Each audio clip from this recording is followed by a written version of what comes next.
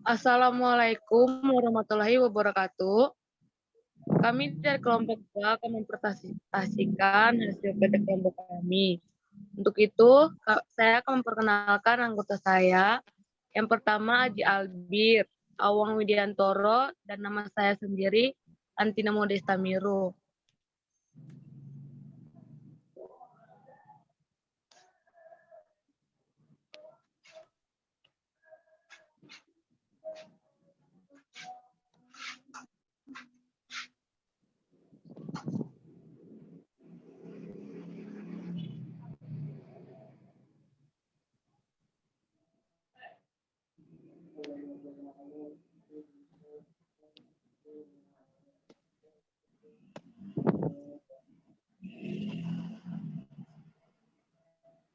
Dan materi yang kami ambil adalah metode sudut barat laut.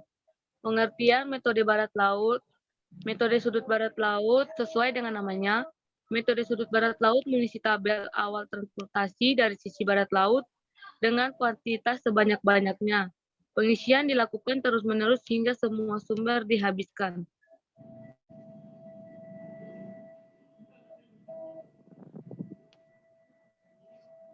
Rumus metode sudut barat laut yang pertama, solusi awal menggunakan metode sudut barat laut ditentukan dengan mengisi sel kosong yang masih dapat diisi dan terletak paling kiri atas sudut barat laut.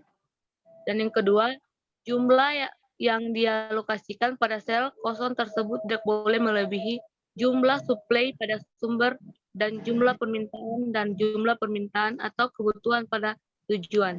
Dan yang ketiga, lanjutkan dengan cara yang sama sampai semua penawaran telah dihabiskan dan keperluan permintaan telah terpenuhi.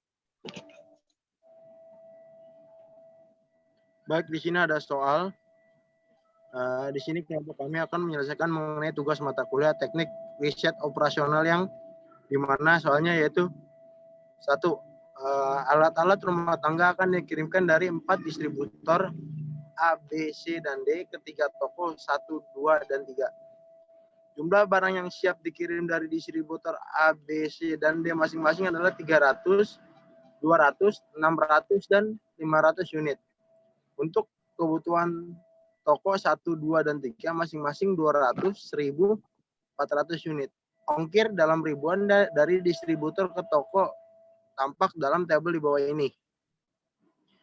Dan ini tentukan penyelesaian visible awal dengan menggunakan metode sudut barat laut.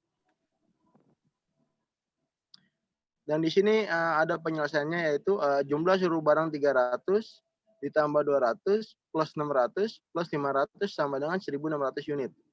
Jumlah permintaan 200 plus 1.000 plus 400 sama dengan 1.000 unit. Karena keduanya sama, maka proses literasinya dapat dilakukan, yaitu persediaan barang toko 1 yaitu 300. Dan toko A itu mempunyai permintaan 200 barang. Jadi di sini toko 1 ini mempunyai persediaan 300 dan toko A mempunyai permintaan 200. Maka toko 1 mengirimkan permintaan ke toko A itu sebesar 200. Maka yang B, C, D-nya itu maka di toko 1 itu terpenuhi semua. Dan di sini literasi kedua. Di literasi kedua ini permintaan toko 2 ini yaitu sebesar 1.000. Tetapi permintaan persediaan di toko yang sebelumnya itu 300, tetapi sudah dikirimkan ke toko A sebesar 200. Di sini sisa persediaannya sisa 100. Jadi persediaan dari yang kedua ini dikirimkan ke toko kedua, jadi 100. Dan toko 3 ini, toko A ini tidak bisa mengirim persediaan ke toko ketiga karena tidak memenuhi persediaan. Lanjut, di sini saya akan menjelaskan literasi ketiga, yang dimana toko 2 itu mempunyai kebutuhan 1.000 dan sisa 900 yang dimana dari distributor B mempunyai persediaan barang sekitar 200.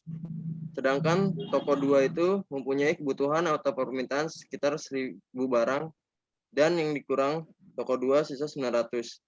Jadi distributor B itu mengirimkan barang sebesar 200 barang ke toko 2. Yang dimana toko 3 itu tidak bisa punya permintaan persediaan barang terhadap distributor B.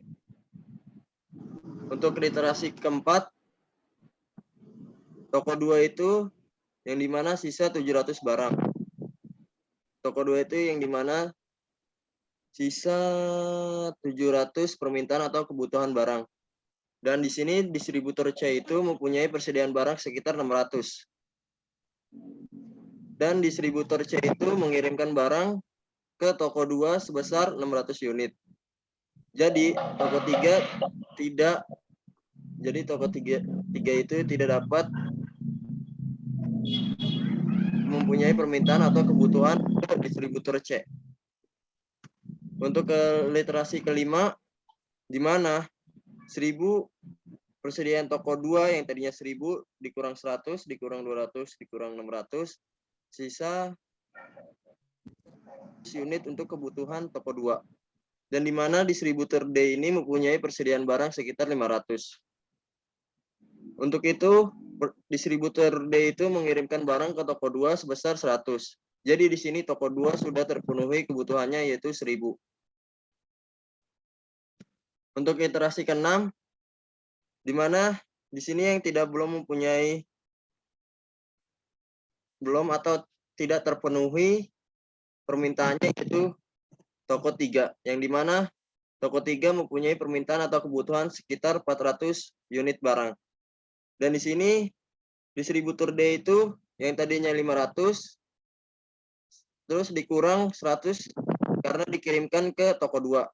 Jadi sisa 400, yang dimana distributor D itu akan mengirimkan sejumlah barang sebesar 400 unit ke toko 3. Sekian penjelasan dari kelompok kami. Terima kasih.